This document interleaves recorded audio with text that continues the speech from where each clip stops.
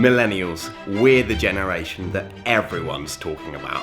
lebensgefährliche Wege auf sich genommen haben. 재혁명 위협을 승리적으로 전진시키기 위한 성스럽고도 간구한 투쟁의 길을 헤쳐왔습니다.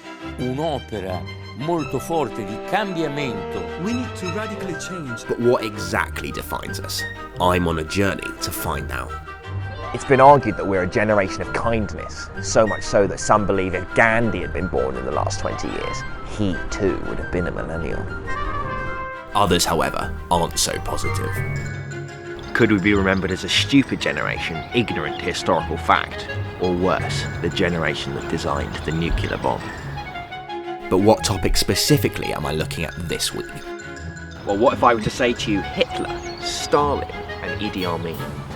That's right, I'm looking at politics. Yes, politics. It's a subject we've all got questions about. I like how there's always something new to learn. I mean, even just browsing the internet, you're bound to come across a political fact you didn't know. If you didn't vote, you voted for Trump. I didn't know that. It's a weird system, but no wonder he won. I don't like how some people inherit power or are just given it for free. The only thing I'm going to inherit is my dad's horrible grey hair. I wish he would just write a normal will. Managing your media appearances is very important. We all remember Bigotgate, where Gordon Brown left his mic on, and the even more notorious Bigotsgate, where Gillian Duffy left hers on. That's all. Satan will rise. Basically, you should always take your mic off in private so people don't know your true opinions. I'm going to take mine off now to let my dad know what I think about Brexit, but you certainly won't be finding out. Well, that's what I want to explore in this documentary. To begin with, I agreed to meet with social science student from the University of Cambridge, Tommy. Now, in a previous episode of Millennials, I'd been criticised for not interviewing a real scientist, so I came up with something that meant no one could deny Tommy was a real scientist.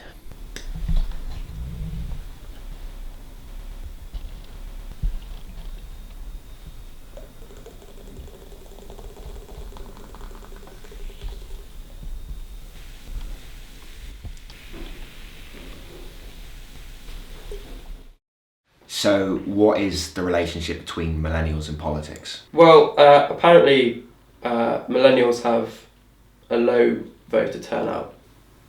What if it was like a 17-year-old and it was like, it wasn't his birthday, but it was like 2 days before his birthday? Would they let him in?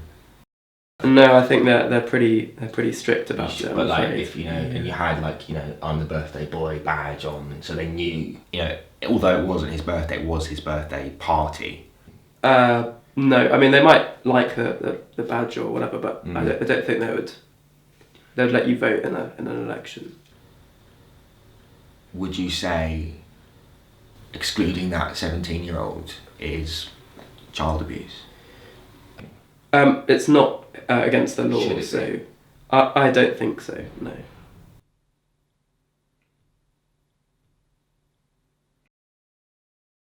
At this point, the interview had to end as I had received news about a celebrity death. 10 years.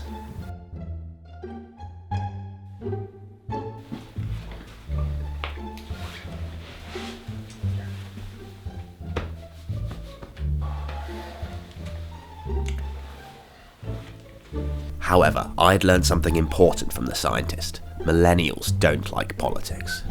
97% of young people didn't vote in last year's EU referendum. That's horrendous. And even when you remove the 0 to 17-year-olds who weren't allowed to vote, the percentage is still quite high.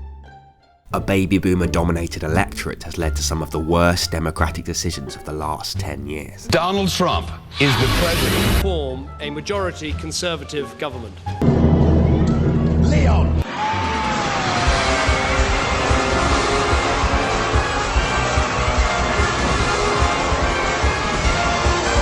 So I want to find out why young people aren't getting involved and why. Are we confused? Are we annoyed? Are we saving up our votes for a so-called mega vote in a future election? To find out, I spoke to my friend Chris, a millennial who didn't vote in the last election, as this shocking reconstruction shows.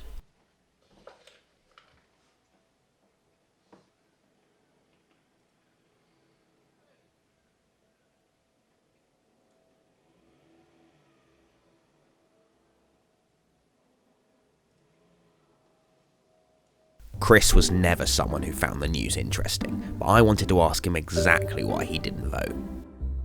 I had things to do. What? Well, I had to go down Tesco, get a meal deal. It was like the southern fried chicken wrap. Yeah.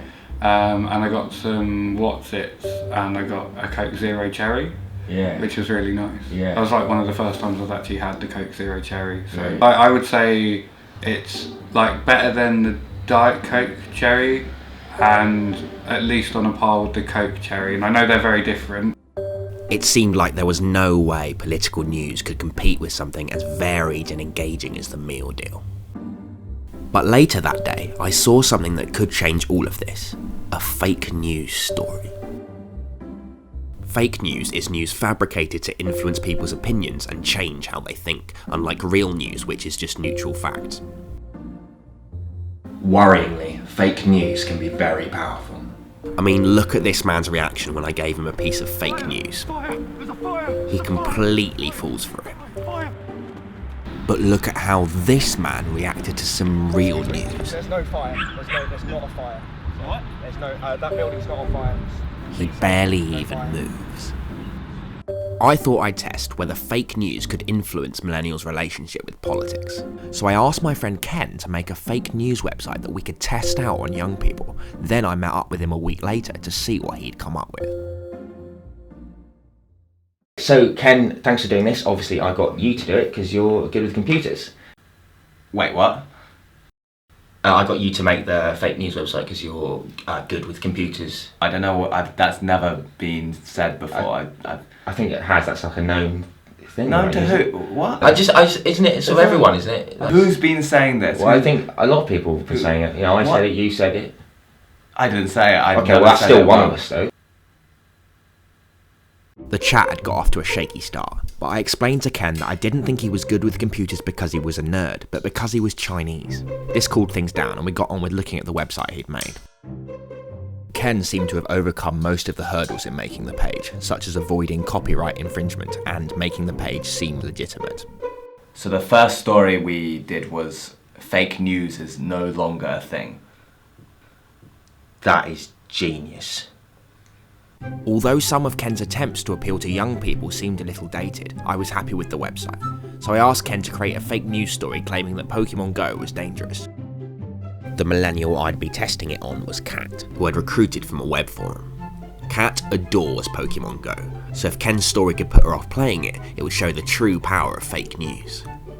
I arranged to meet Kat to discuss Pokemon Go, but all I really wanted her to do was go on Facebook and see the fake news story, so I planned to drop a number of subtle hints that would nudge her towards the site. Hiya. Thanks for doing this. Oh, you're welcome, that's fine. What have you been up to? Not much, I guess. You? I just had my face in a book for ages. Okay. What book are you reading? It's not something I'd like to share. Right. But I guess books aren't a very social media. No, I guess not, yeah. Not very social.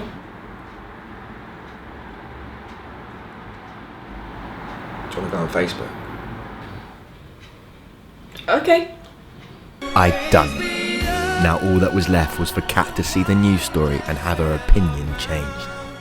Ken had promised me something really convincing, so I couldn't wait to see Kat's reaction. Nice to be on Facebook, isn't it? Yeah. Was that about Pokemon Go? Yeah. Oh yeah. Maybe you should watch it. Okay. Have a look. Yeah. Afternoon. My name is Professor Ying Chao. I'm here to talk to you about Pokemon Go. Or should I say, Pokemon No.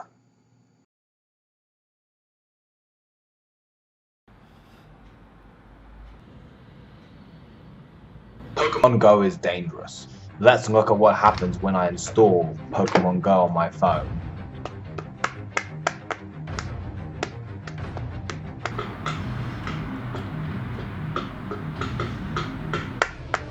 I get an email from the government saying I have bird flu, which is very much an airborne disease, much like myself.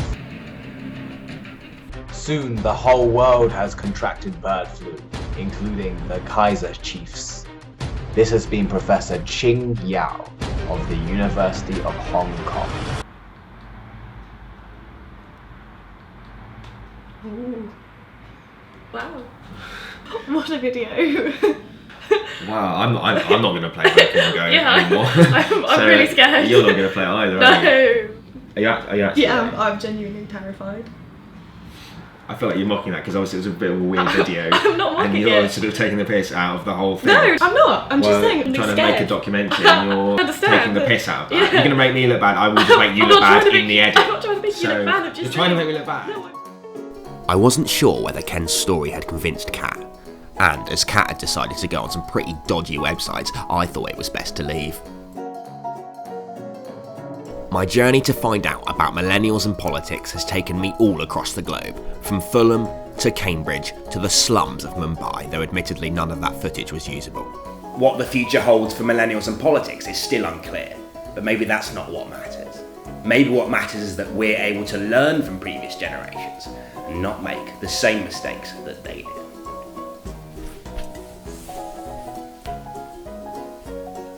People who watch my videos are twats.